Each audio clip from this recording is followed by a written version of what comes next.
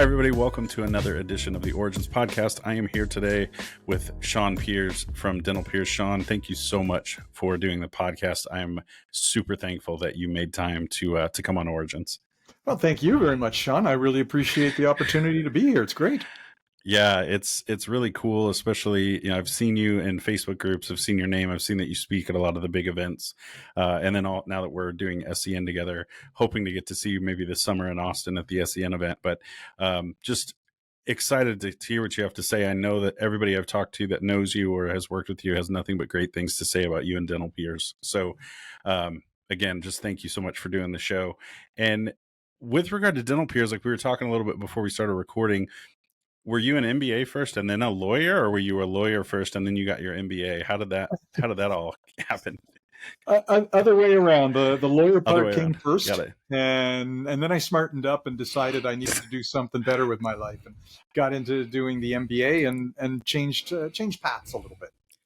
That's really cool. And so your mom started Dental Peers like 30 something years ago, right?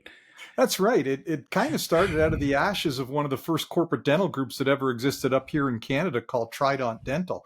And they had a good thing going for a little while. She was a regional manager with them and responsible for a pretty big geographic area, did a lot of business education, business office, that kind of thing. Even had the chance to meet Linda Miles as a result of one of their conventions. That's where that initial connection happened. And when, unfortunately, things changed for the Trident climate, and the company went under. And then she just sort of took over one of the offices as the office manager. It was kind of their flagship office at what's called the Rideau Dental Center here in Ottawa, Ontario, Canada. And the buying group just kind of germinated out of the remnants of the old Trident group. They kind of missed that contact and missed having her around. And lo and behold, that was the genesis. And did your mom have a passion for dentistry, or was it just kind of something she'd fallen into?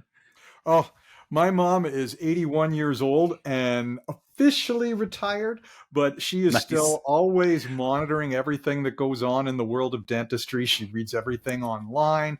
She has a passion for it. It's I can't even describe it.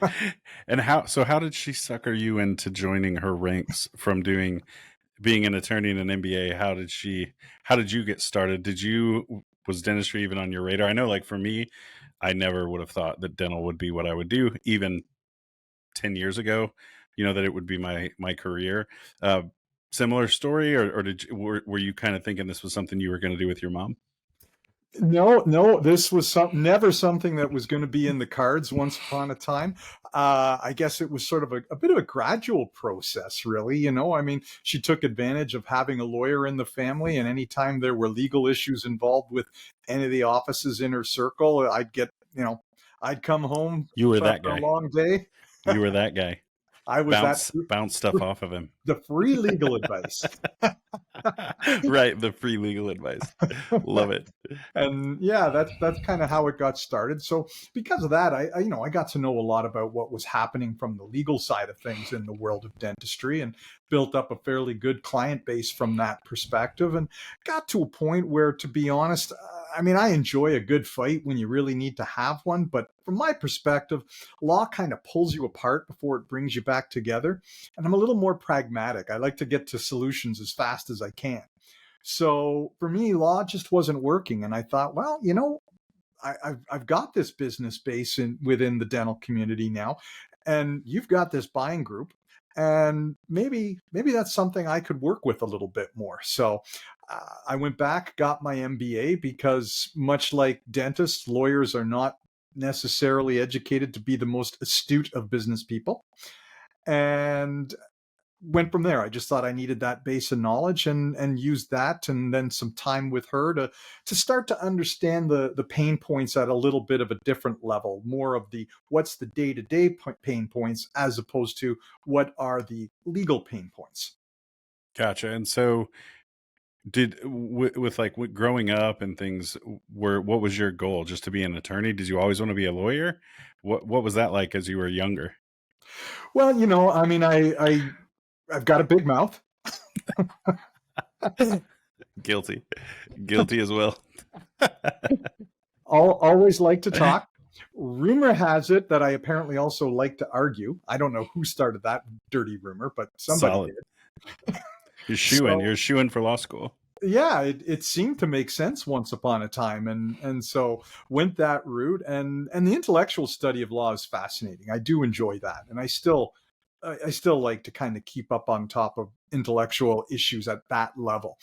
As I said, I'm just more pragmatic, and when you sit there and you wind up sending a client, a $75,000 legal bill Hmm. with something that could have been resolved for 15 to 20,000, that stressed me because that just wasn't who I was.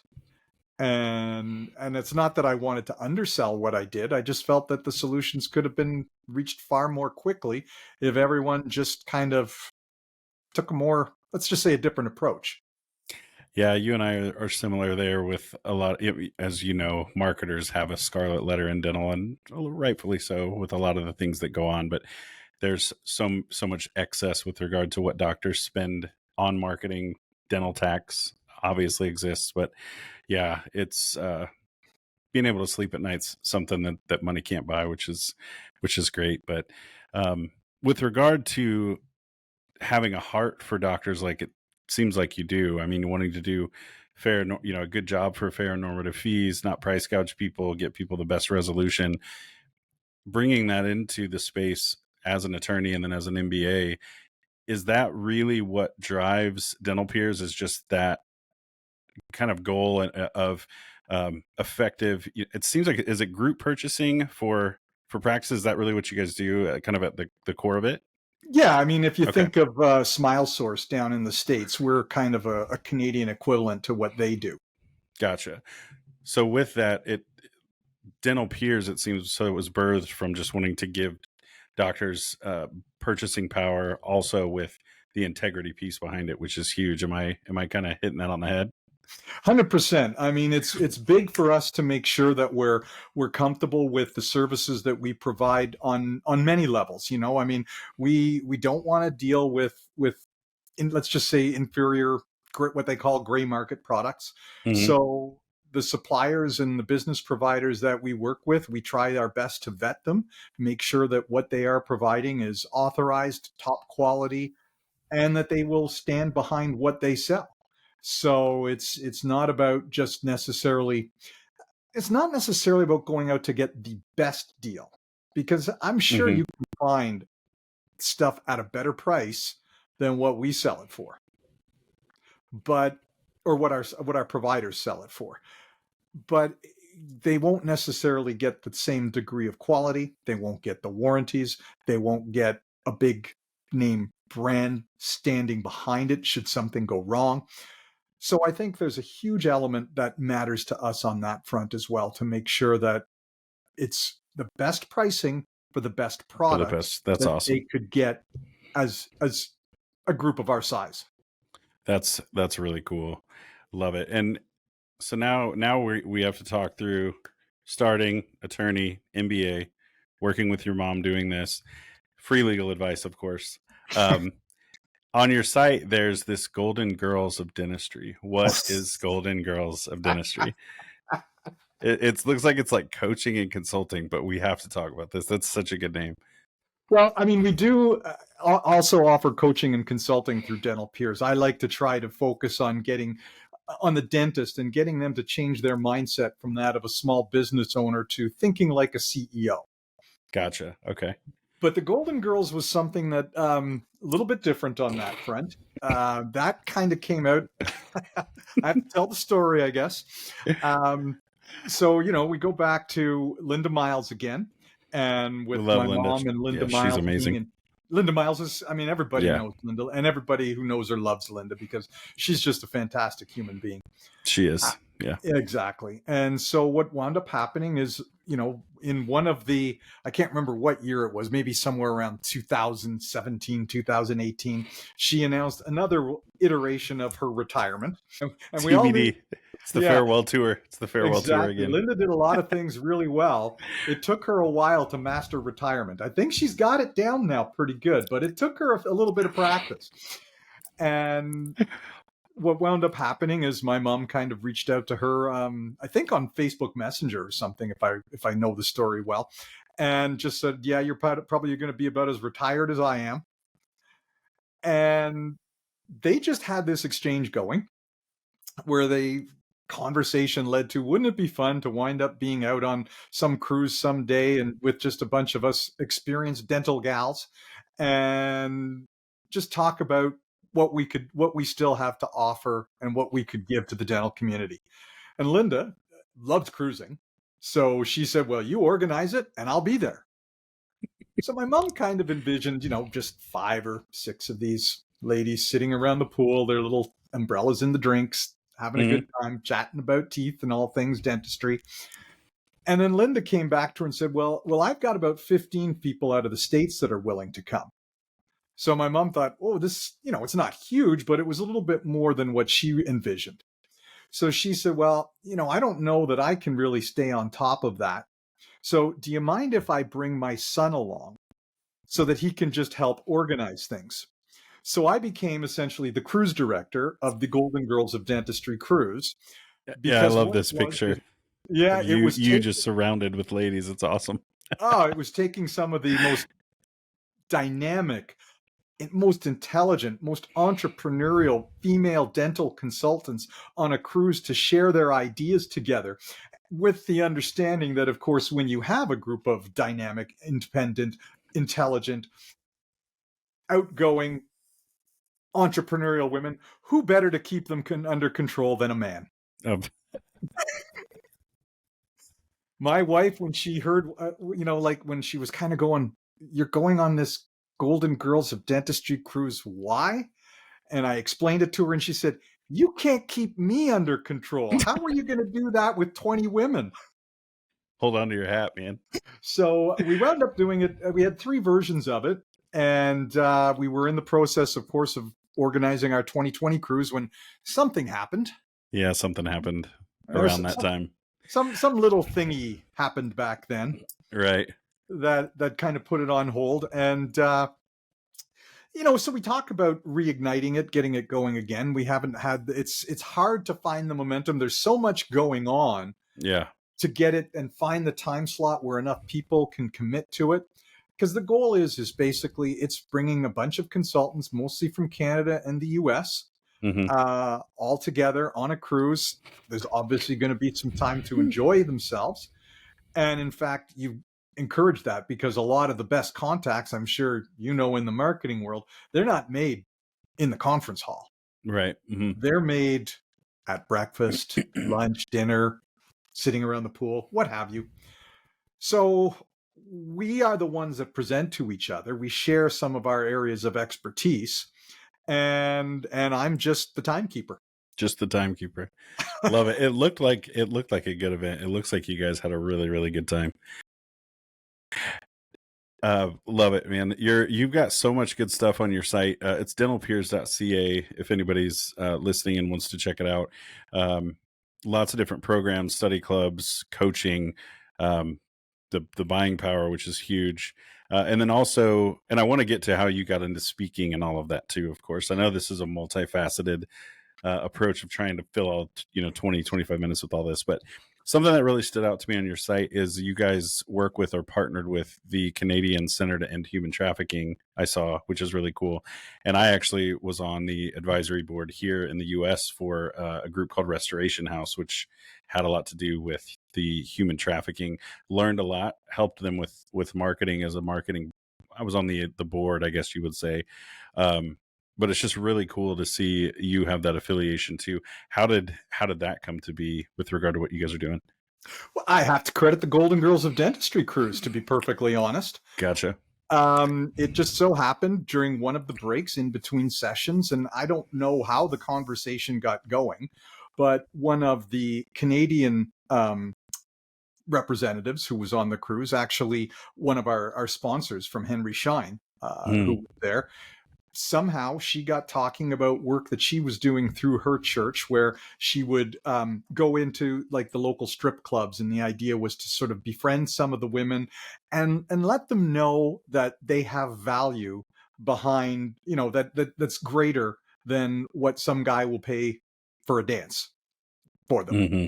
And it's about trying to use that connection and develop that bond to get them to trust them and see if they can get them out of that line of work. Because of course, as she indicated to me, there's a lot of women that are there who are trafficked to being there.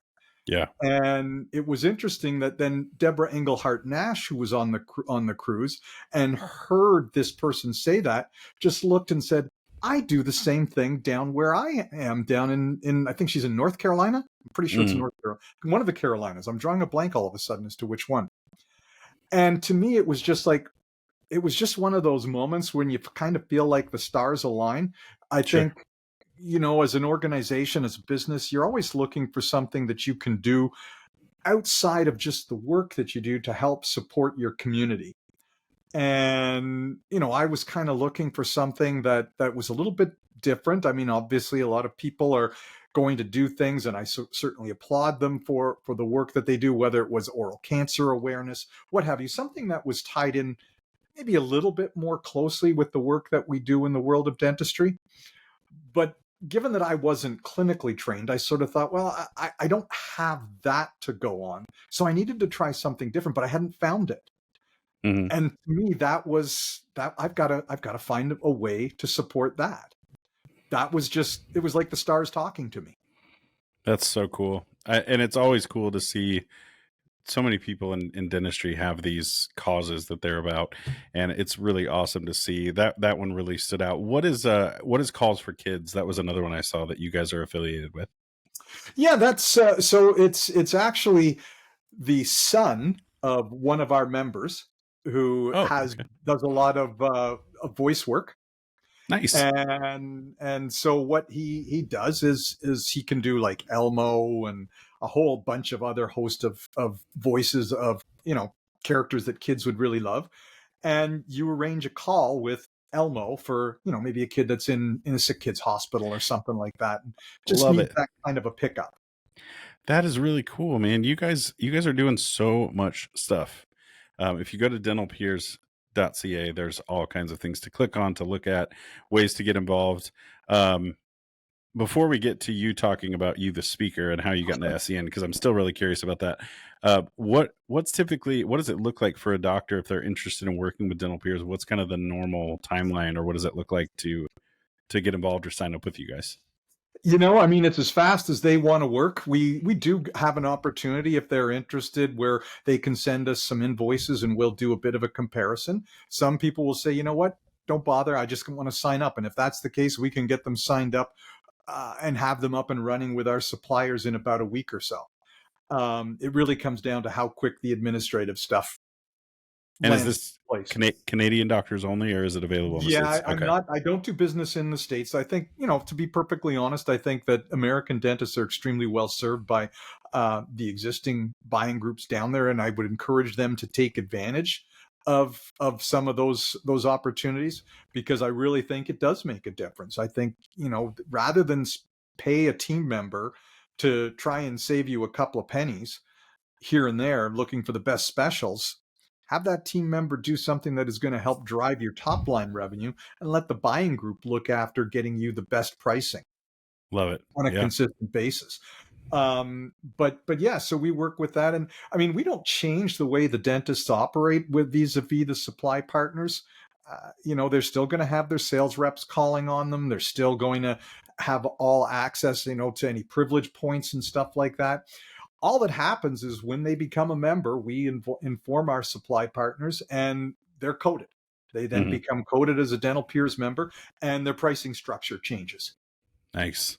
And, we're there if they need any support. We send out monthly newsletters to keep them informed about what's going on, both within the buying group, but also just at large. I like to kind of flag certain current affairs issues that are going on in the world of dentistry that maybe some of them will have seen, but some of them might have missed.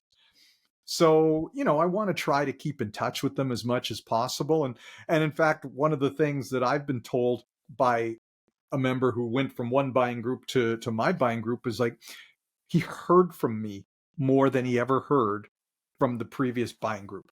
So he felt like even though he wasn't geographically close to me.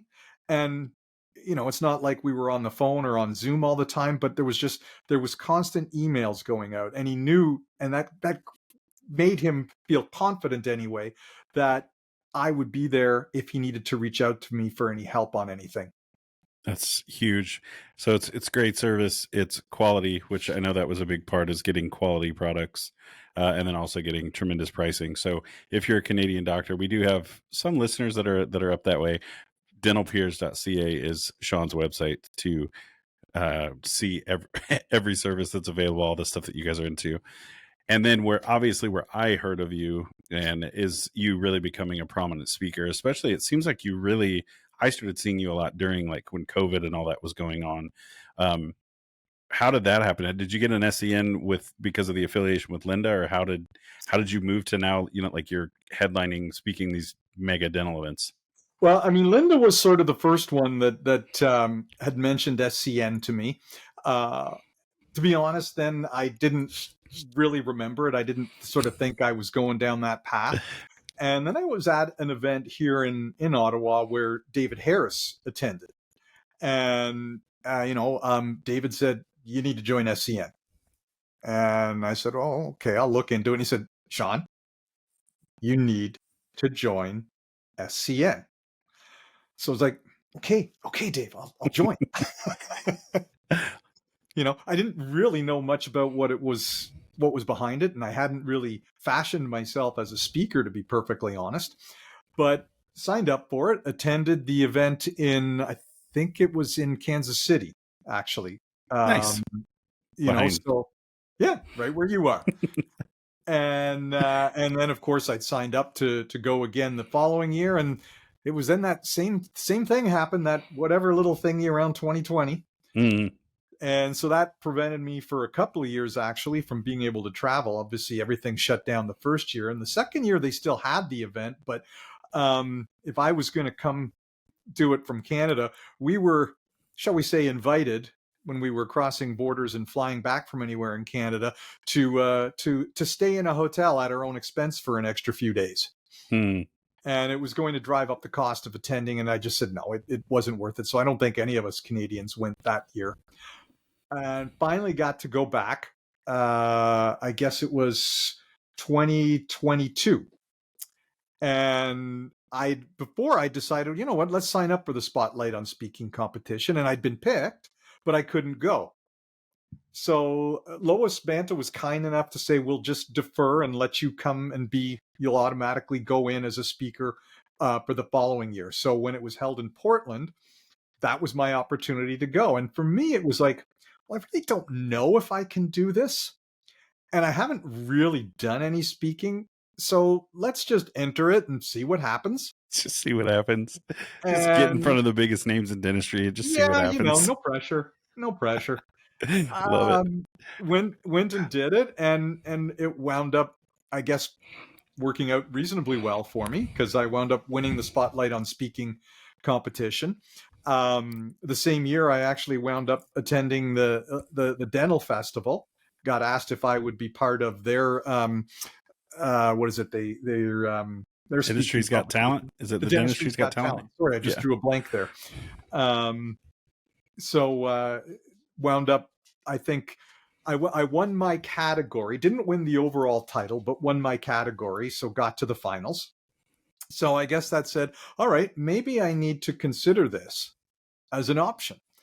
Of course, I really hadn't laid the groundwork, the marketing work, shall we say, right, of putting myself out there as a speaker, because this was just kind of done as a test case. Sure. And then I wound up, obviously, one of the benefits of winning the Spotlight on Speaking competition is you get to come back to the following conference and you get a 30-minute time block. So I had what wound up being 26 minutes, and that went fairly well. And 4 minutes for applause. You got to say 4 minutes for applause. There, well, I don't know if it lasted quite that long. Just got 2 on the front, 2 on the back. There you go.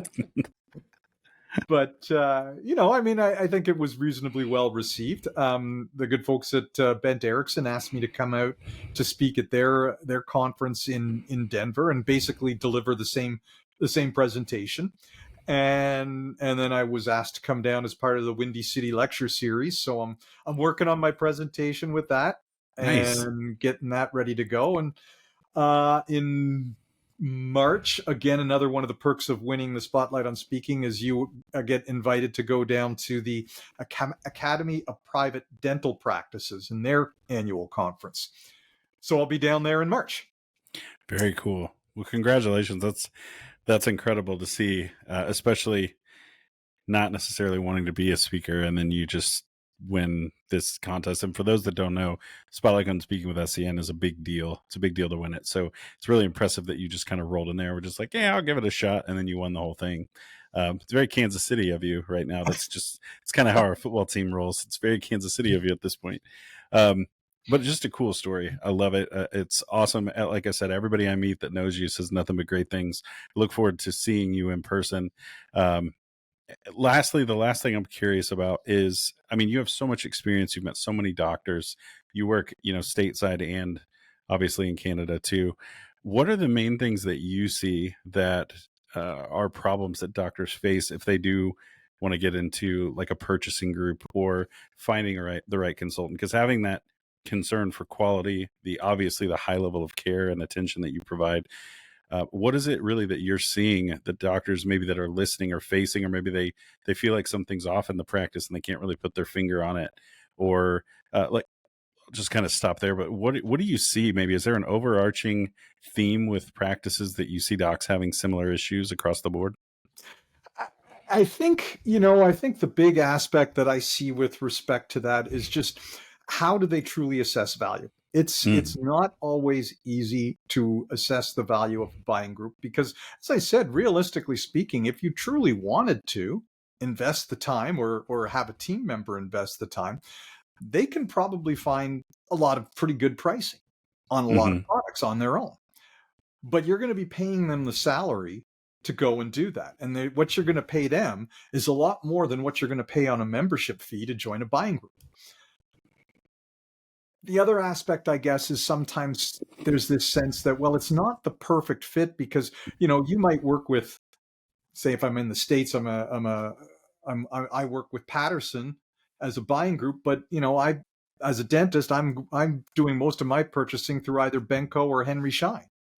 Hmm. And Patterson's not who I want to do business with. So there can be things like that that kind of stand in the way. I mean, I try to tailor as much as I can. Sometimes it'd be like, well, we'll put you on a lower tier membership if you don't want to work with our principal supplier, but a lot of our secondary suppliers still bring value. I won't save you as much money, but I won't charge you as much either. Hmm. So it'll still get you some benefits. So it's that feeling of making sure that you get you're prepared to, as the dentist, I think, to sort of delegate some of the responsibility outside your practice and entrust someone that you may not be working directly with to basically do the job for you. And not just dentists. I mean, small business owners in general often struggle with that idea of letting go, that idea of delegating. And it winds up being really one of the biggest roadblocks to growth for so many businesses, dentistry included, because that owner becomes their own biggest bottleneck. Yeah. And so it's that willingness to, am I prepared to delegate? Am I okay with the idea of changing the model, recognizing that maybe the model of dentistry that was very successful in the 80s and 90s really isn't going to cut it if I Mm, want to stay in private practice in 2020? And doing things a little different and entrusting someone else to help look after my needs on that front. That's hard. That's yeah. hard because it's their baby. This is their practice, I mean, they can walk out at the end of the day, turning off the lights, touching the walls and say, this is mine.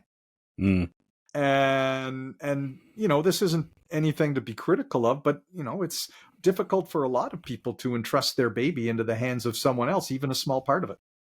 Yeah, absolutely. Solid advice. Appreciate it very much. It's all good stuff. And I love hearing people like you speak about the problems that dentists face, because a lot of times they isolate and they think I'm the only person that has this problem. And especially when you're like, there's a lot of dentists that feel the way you do, but not only that, there's a lot of people that just own businesses that feel the exact same way that you do. So I always like to affirm that when there's a moment to on this podcast, because so many doctors isolate. They feel like they're bad entrepreneurs. They're a failure if their practice doesn't run smooth. Know that it's not unique to you. Everybody has that. I struggle with delegation too, trusting to let go enough, even for people that I know are going to do an amazing job. It's just, I think it's just the way we're wired as humans, just, I don't want to let go of my baby. But if you are listening, know that is not something unique to you. And you have business experts in the industry like Shawn, other people on different episodes of Origins that have affirmed all of that too. I think it's so important for doctors to know that they're not alone in the stuff that they face, and it's not unique and it's not abnormal. It seems like sometimes it's even almost like a shame thing. They don't want to speak to what they're really going through. And so I really appreciate you sharing that. And you know what? They actually have more skills to be great business people than they realize. It's sometimes just that issue of allowing that one little tweak of the mindset. A lot of the skills that make certain type of people great entrepreneurs, great chief executive officers, dentists have them. Sometimes they just have to be prepared to open their mind to the fact that they do have them, and then tweak the skills that they don't have. And it's there. And part of my mission is to, let's say, spread the joy of changing the mindset that doctors, you can do this. Well, maybe we'll have you on for another episode and we'll specifically talk about mindset and how you cultivate that. I'm curious about that too. Are there any books or anything that you would recommend for somebody that maybe is interested in that mindset shift? Oh, did I open Pandora's box? I'm going to have to sit there and look them up because, right now I'm caught off guard by that question. I've got a bunch of them, but they're just not coming into my brain right now. Yeah, no worries. I tend to do that to people sometimes because we don't pregame for these. It's just sitting around, just talking like we would if we were sitting in a hotel lobby or at an event. So where are you going to be this year? What are the main things? I know you've got a few different conferences you're speaking at. Obviously, you'll be at SEN. Are you going to Midwinter? Are you going to be at Henman? Are you going to be at the big meetings? I'll be at Midwinter. Like I said, I'll be at the Academy of Private Dental Practice. I'm going to come down to SCN. There's the possibility that I'm going to be at another one in April in Austin. It's a little bit more DSO oriented, the open room form. That's what I've got booked so far. The second half of the year, once we get past that, I'm still open. So available to do anything at that point in time. Well, Shawn, thank you again. I appreciate so much that you came on the show. Thanks for sharing a little bit about Dental Peers. Appreciate it, man. Thanks again. Well, thanks again for having me, Shawn. It's been a real pleasure having the chance to meet you and talk to you for the first time. Look forward to seeing you in Austin. Yes, sir. See you there.